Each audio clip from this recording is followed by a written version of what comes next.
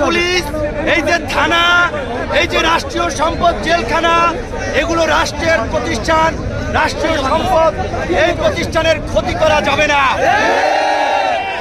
দেখেছেন পশ্চিমবঙ্গে সাম্প্রদায়িক বিজেপি বাংলাদেশকে রাজনৈতিক চাঙ্কার বানানোর জন্য সংখ্যালঘুদের উপরে হামলার এদেশীয় এজেন্টদেরকে ব্যবহার করাটা চক্রান্ত করছে।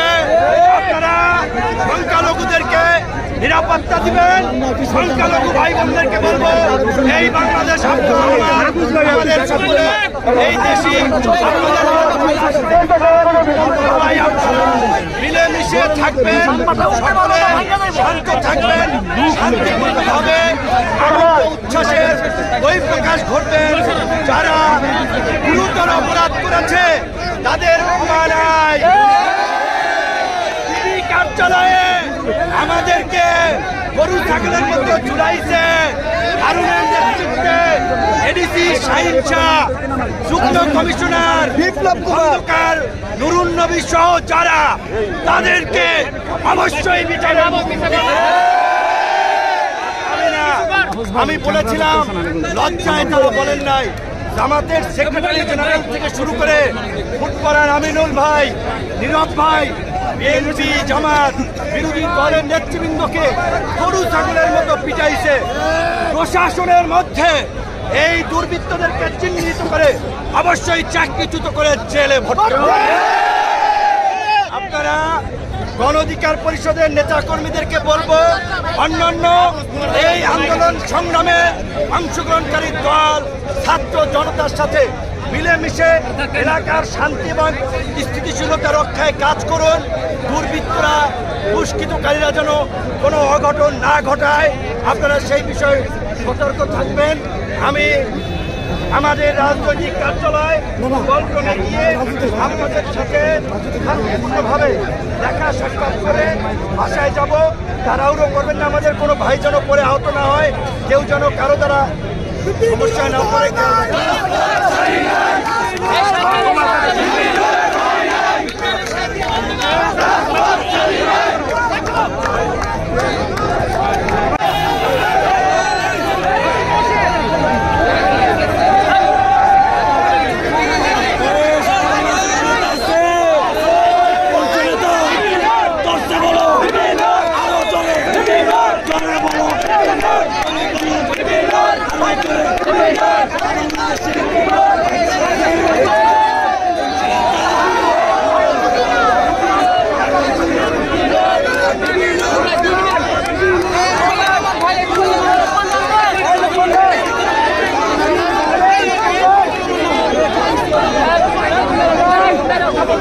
প্রথমে আল্লাহর দরবারে শুকরিয়া জ্ঞাপন করছি।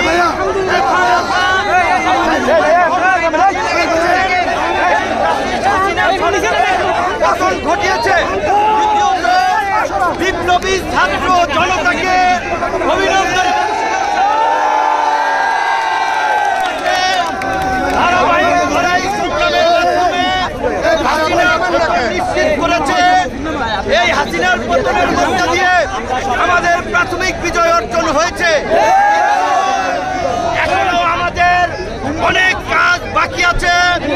এই ফ্যাসিস্ট হাসিনার যারা দোষর ছিল রাজনীতি কিংবা প্রশাসনে, তাদেরকে চিহ্নিত করে বিচারের মুখোমুখি করতে হবে। এখন পর্যন্ত অন্তর্বর্তীকালীন সরকার হয় নাই। এইখানে যেন কোন সামরিক শাসন কিংবা কোন ভারত নিয়ন্ত্রিত সরকার প্রতিষ্ঠা না হয়,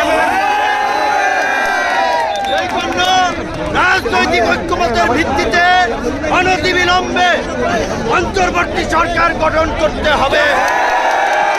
এবং ছাত্ররা ডক্টর মোহাম্মদ ইউনূসকে প্রধান করার যে প্রস্তাব দিয়েছে, আমার দল এবং আমরা সেই প্রস্তাব সমর্থন করছি।